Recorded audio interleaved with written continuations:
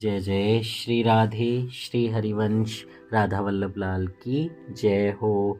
सभी संतों और हरि भक्तों की जय हो। हमारे प्यारे गुरुदेव महाराज की जय हो। जय श्री राधे श्री हरिवंश। बहुत बहुत स्वागत है आपका हमारे प्यारे से चैनल संत चरित्र में। तो आइए भगवत गीता के हम आज 13, 14 और 15 तीन श्लोकों का श्रवण करेंगे। बहुत ही आनंद आएगा। जय श्री राधे। जोर से बोलिए कृष्ण भगवान की जय। जय श्री राधे। श्लोक नंबर 13। तते शंखाश्च भैर्यश् पणवानक गोमुखा सहसा एव अभ्यन्यन्त स शब्दे तुमुल अभवत। इसका मीनिंग तत्पश्चात शंख, नगाड़े, बिगुल, तुहरी तथा सींग सहसा एक साथ बज उठे। वह समवेत स्वर अत्यंत कोलापूर्ण था। कल हमने पढ़ा था कि कैसे भीष्म पितामह ने अपने शंख को बहुत ही उच्च स्वर से बजाया। युद्ध की उद्घोषणा हो गई। दुर्योधन को बहुत हर्ष हुआ। तो उनके शंख के पश्चात नगाड़े, बिगुल, तुहरी, सींग यानी कि ढोल नगाड़े सब एक साथ बजने लगे और वह स्वर बहुत ही ज़्यादा शोर मचाने वाला था। जय जय श्री राधे श्री हरिवंश। जय जय श्री राधे। श्लोक नंबर 14। अब हम 14 श्लोक का श्रवण करेंगे। तते श्वेते हरयुक्ते महति स्नंदने स्थितो माधवे पांडवश्चैव दिव्यो शंखो प्रधमतु।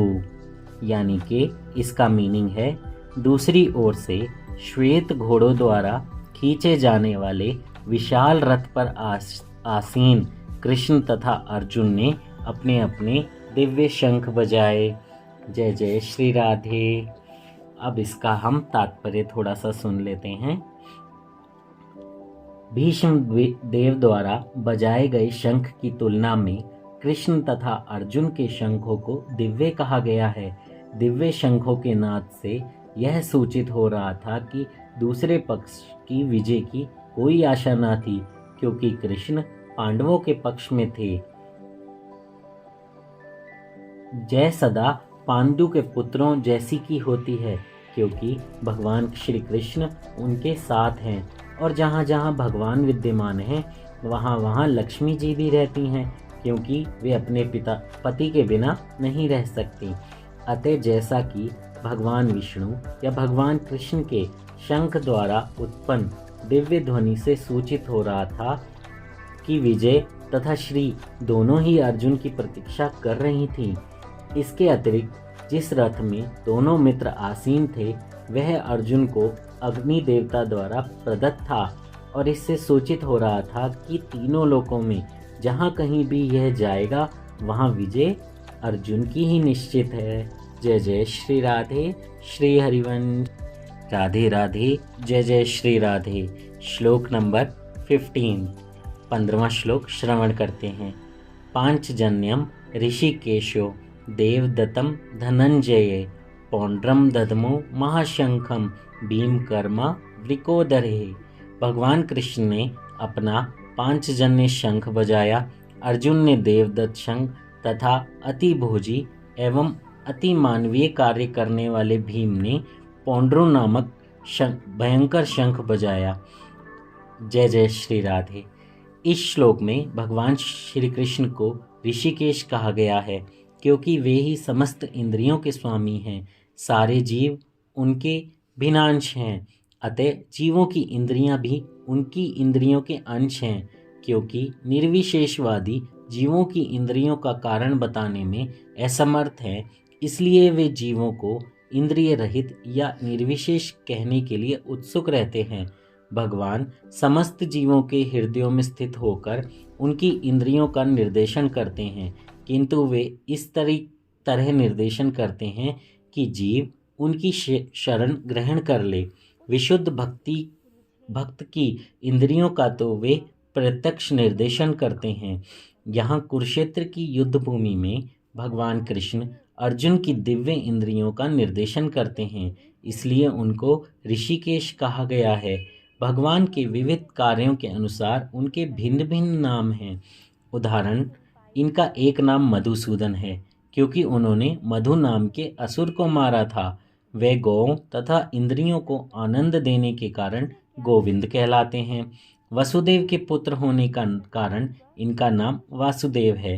देवकी को माता स्वीकार करने के कारण इनका नाम देवकी नंदन है। वृंदावन में यशोदा के साथ बाल लीलाएं करने के कारण ये यशोदा नंदन है। अपने मित्र अर्जुन का सारथी बनने के कारण ये पार्थ सारथी हैं। इसी प्रकार उनका एक नाम ऋषिकेश है क्योंकि उन्होंने कुरुक्षेत्र के युद्ध स्थल में अर्जुन का निर्देशन किया। इस श्लोक में अर्जुन को धनंजय कहा गया है क्योंकि जब इनके बड़े भाई को विभिन्न यज्ञ संपन्न करने के लिए धन की आवश्यकता हुई थी तो उसे प्राप्त करने में इन्होंने सहायता भी की थी। इसी प्रकार भीम वृकोदर कहलाते हैं क्योंकि जैसे वे अधिक खाते हैं उसी प्रकार वे अति मानवीय कार्य करने वाले हैं, जैसे हिडिंबासुर का वध।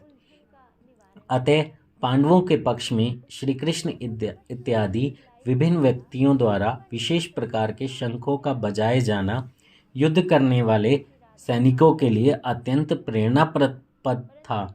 विपक्ष में ऐसा कुछ न था, ना तो परम निदेशक भगवान कृष्ण थे, न ही भाग्य की देवी श्री लक्ष्मी जी थीं। अतः युद्ध में उनकी पराजय पूर्ण निश्चित थी। शंखों की ध्वनि मानो उन्हें यही संदेश दे रही थी। जय जय श्री राधे। श्री हरिवंश। कल हम आगे के श्लोकों का श्रवण करेंगे। श्री राधे श्री हरिवंश। अगर आपने चैनल को सब्सक्राइब नहीं किया हो तो सब्सक्राइब कर दें और बेल आइकन ज़रूर दबा दें। जय श्री राधे।